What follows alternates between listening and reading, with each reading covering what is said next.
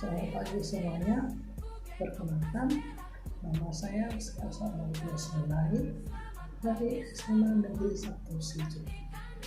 Di sini saya akan mengajar materi kelas 12 pelajaran bahasa Indonesia, yaitu PD36 teks editorial. Baik, kita mulai saja. A. Pengertian teks editorial.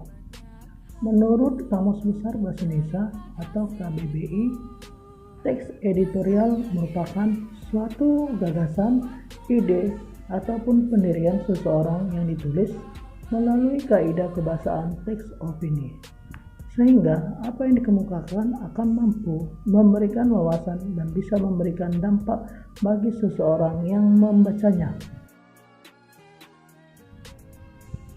Bagian B, struktur teks editorial, yaitu pertama, tesis atau pengenalan isu atau masalah.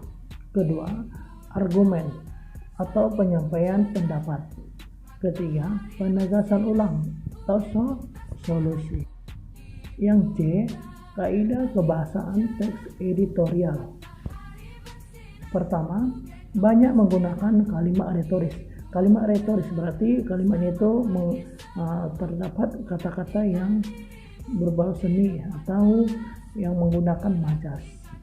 Kedua, penggunaan kata-kata populer berarti yang umum, yang lebih mudah diingat atau lebih terkenal, seperti menengarai, pencitraan, balada, terkaget-kaget, dan sebagainya.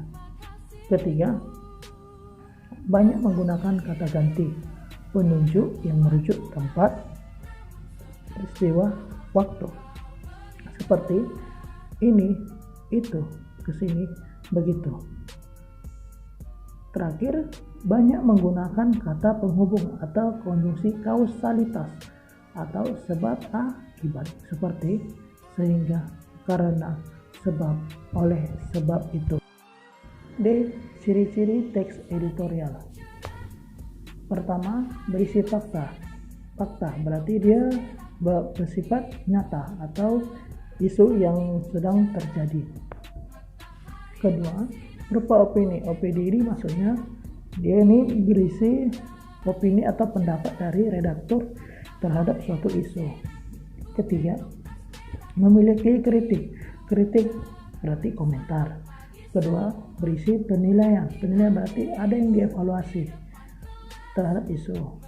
Tiga, apresiasi berarti menanggapi. Prediksi, memperkirakan, praduga, saran, berisi, solusi.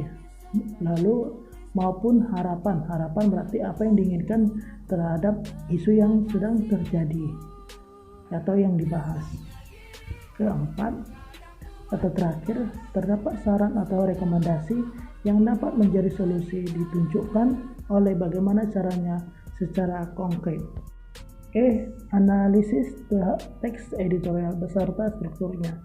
Di sini saya mengambil satu isu, yaitu bahaya pembukaan bioskop. Terambil dari koran Tempo, terbit pada tanggal 27 Agustus 2020. Analisisnya, yang pertama, pengenalan isu atau tesis. Ini berada di paragraf pertama, yaitu pemberian izin pembukaan bioskop oleh pemerintah DKI Jakarta sungguh di luar nalar. Tidak ada urgensi memberikan kelonggaran semacam itu saat wabah COVID-19 belum terkendali. Struktur kedua, penyampaian pendapat atau argumen, yaitu dalam 2 pekan terakhir jumlah rata-rata pasien baru COVID-19 di ibu kota hampir 600-an orang setiap hari. Angka itu naik drastis dibanding data pada akhir Juli lalu ketika penambahan jumlah pasien baru masih di kisaran 400-an orang. Rasio positif Jakarta dalam 2 pekan terakhir juga lebih dari 10%. Artinya, terdapat 10 orang positif dari setiap 100 orang yang diuji swab. Situasi ini lebih buruk ketimbang bulan lalu, ketika rasio positif di Jakarta sempat berada di ambang batas aman versi Organisasi Kesehatan Dunia atau WHO, yaitu 5%. Karena itu, sulit memahami alasan Gubernur DKI Jakarta Anies Baswedan mengizinkan bioskop segera dibuka lagi. Memang sejak ditutup pada Maret lalu, ribuan karyawan sinema sudah dirumahkan. Terdapat 343 teater dengan 1.756 layar di Indonesia, lebih dari 50%-nya berada di Jakarta dan sekitarnya. Tutupnya bioskop-bioskop itu menyebabkan industri perfilman ikut mati suri. Pusat belanja juga sepi pengunjung, tapi seyogianya alasan ekonomi tak dijadikan pembenar untuk mengabaikan pertimbangan kesehatan dan keselamatan publik. Gubernur Anies beralasan pembukaan bioskop dimungkinkan selama protokol kesehatan dipatuhi, sebab jumlah penonton yang masuk sinema dibatasi. Posisi duduk para penikmat film bisa diatur seperti layaknya penumpang pesawat terbang. Hal itu merupakan alasan yang mudah dipatahkan, karena membuka bioskop sama saja dengan mengundang pusat keramaian baru. Risiko penularan virus corona bisa melonjak ketika titik berkumpulnya warga kembali dibuka. Pernyataan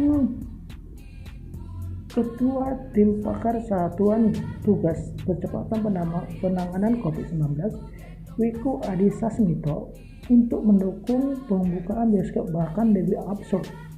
Menurut dia, membiarkan warga beramai-ramai menonton sinema bisa meningkatkan imunitas. Penjelasan semacam ini lebih terdengar seperti keputusan pemerintah dalam mengendalikan penularan COVID-19. Seolah-olah Satgas sudah kehabisan akal untuk menekan laju pandemi di Indonesia. Struktur yang ketiga atau yang terakhir, penegasan ulang, yaitu Gubernur Anies dan jajarannya tidak boleh menyerah di hadapan serangan virus corona. Salah satunya kelemahan utama dalam program pengendalian penularan COVID-19 di Indonesia adalah pelacakan kontak pasien positif. Saat ini, kapasitas pemerintah dalam pelacakan jejaring kontak pasien masih di bawah standar WHO. Protokol Kementerian Kesehatan mensyaratkan 80% dari semua kontak pasien harus sudah terlacak dan diisolasi dalam 3 hari selepas konfirmasi status pasien. Jika hal itu tidak dilakukan, mustahil penyebaran virus ini bisa ditekan sampai minimal. Ketimbang sibuk membuka bioskop, pemerintah DKI Jakarta seharusnya menggelontorkan anggaran untuk membantu Dinas Kesehatan dan Satgas guna meningkatkan kapasitas pelacakan. Tanpa itu, pembatasan sosial seketat apapun bakal percuma. Jika wabah sudah terkendali, ekonomi pasti akan pulih kembali. Itulah analisis teks editorial beserta strukturnya yang berjudul Isunya Bahaya Pembukaan Bioskop, yang terbit pada koran Tempo 27 Agustus 2020. Dan terima kasih saya ucapkan selamat hari ulang tahun PGRI, Hari Guru Nasional ke-75. Sukses buat dan semangat buat para guru Indonesia.